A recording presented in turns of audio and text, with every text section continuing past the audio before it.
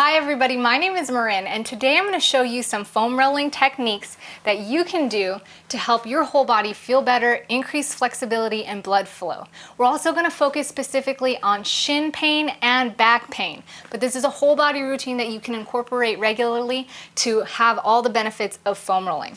So with this foam roller, I have two foam rollers in one, which is really cool. A lot of these foam rollers come this way these days. You have the textured hard outside roller and you have a little bit of a softer and smaller foam roller. Having these is a great asset because it's going to allow you to get in places and have diversity depending on what you're feeling in each area.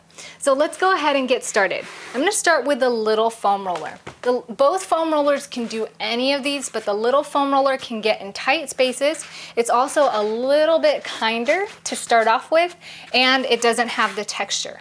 You can do this with your shoes or without your shoes. You can do it anywhere, at home, at the gym. Just make sure you're in a comfortable space where you have enough room. The first place that I like to start out with is the IT bands. So we're going to start here on this side of our leg, and the reason is IT bands are really hard to stretch and they're really hard to get to. Plus they're connected to all these important things like our hamstrings, our knees, our lower back and our glutes, which can cause a lot of problems if they're all tight and they're not loose. So using the foam roller is going to help us get our knots out. Start by placing the foam roller perpendicular to your leg. You're going to roll your leg over. So using your hands, I like to lean on my elbow. You're going to push up just like so. And you're going to take this leg either in front or behind, wherever it's most comfortable, to help you maneuver rolling the foam roller up and down. So I like to start kind of down here by the knee and gently roll on the IT band. You want it to be directly on the side of your leg. Whew. And if you're not used to foam rolling or stretching a lot, this is gonna feel really intense. So once you find a hot spot, it's a spot that you feel like, oh, I don't wanna put pressure on it, I don't wanna roll on it, just ease up into that spot as much as you possibly can. Breathe, try to relax into it. You can feel free to roll back and forth if you like. And stay there for a minute, as long as you can, before moving on to the next hot spot.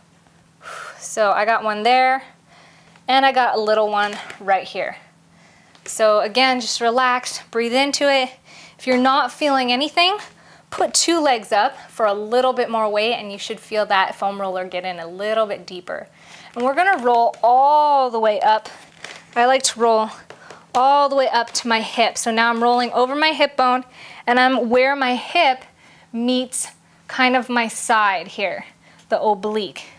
So there's a little spot there, like a wedge, that you can fit that foam roller in. And I really like that spot. When I get here, I like rotating forward and backward. This is where this little foam roller is gonna get, that the big foam roller might not be able to as well. So rolling back and front. Then I like to come back down and go from top to bottom. So once you do both sides, go ahead and flip over. And we're going to put the top of our leg now on the foam roller. I'm going to move this up so you can see. So let me go ahead and do this side so you have a better visual here. And you can start at the bottom with where the knee is again. And from here, we're going to be rolling our quadriceps. So I have one knee here on the back on the outside of the foam roller, both hands here or down in plank position, whatever is most comfortable. Roll all the way to the top of your kneecap. Don't roll over your kneecap though. Just to the top and slowly roll down. Again, if you feel a hot spot, hold it on that hot spot for a little bit, as long as you can. I'd like to say 5 deep breaths. Roll back and forth on that hot spot if you can, giving it that nice deep tissue massage, breaking up all that fascia, increasing that blood circulation, and roll all the way down into the hip.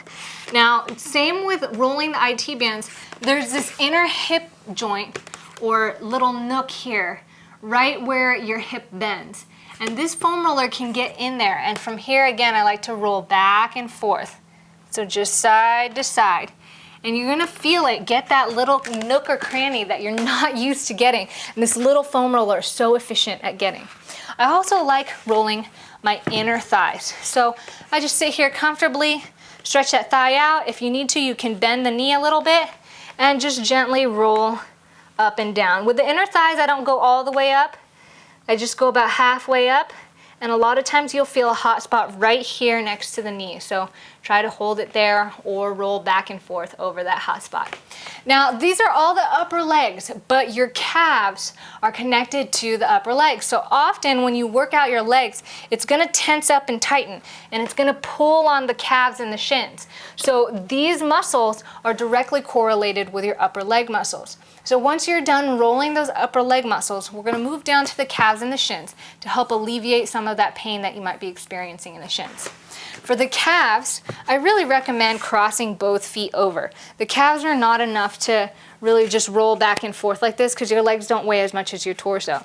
So crossing your leg over the calf that you're rolling, lifting up gently, and just rolling back and forth is the best way to do this. You can even set yourself down, lift again, set yourself down. Another way is just rolling it side to side with your leg on top of the calf that you're actually rolling. I like this. Roll down a little bit, side to side, roll down a little bit. Remember to do both sides, and remember to breathe deeply and find relaxation while you're doing this. It should feel like an intense, deep tissue massage. In order to get the shins, we're gonna flip over, place our shin directly on the foam roller. Now you have a shin bone, so you wanna roll the inside and the outside of the shin bone. So starting down at your ankle, I like starting with the outside first. Rotate your hips slightly to one side and begin to roll that shin up. You're gonna feel some tight spots too. Put your weight on your shin if you need to, and gently roll back and forth over those tight spots. Really sit into it if you need to. Roll all the way up to the knee, then you can rotate and roll the inside. So now I'm gonna come out in front and just press into it a little bit, rolling the inside of those shins. The outside is what feels really good to me. You can even sit into it if you want a little bit more. And it feels really nice. So that should give you that little bit of extra relief after you roll the upper part of your legs and the lower part of your legs. Also, don't forget that the larger foam roller can do all of these just the same, except for maybe the smaller nooks and crannies part.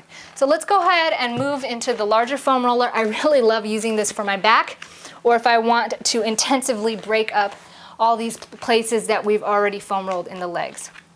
So for the back, we're gonna start by sitting down and laying on the foam roller. Place it in the middle of your back and feel free to just arch if you can. Relax, open up the back. Feel that nice arch. Just gonna open it up, stretch it really nicely.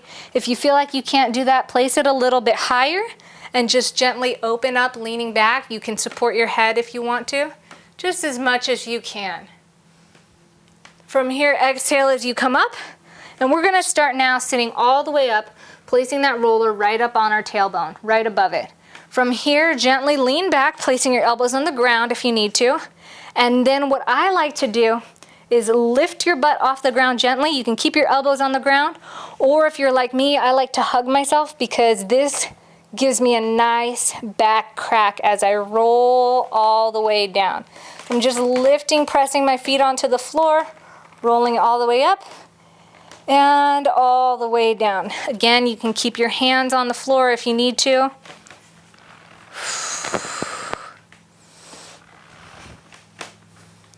You're gonna feel those knobs work into your back. And after I do my back, I like to stretch again, which feels really nice after rolling your back. And you can also open your back by placing the foam roller parallel and laying your spine directly on it, so you're opening it. But make sure your feet are flat on the ground, lifting it so you're not leaning over this edge here, and just gently relaxing open.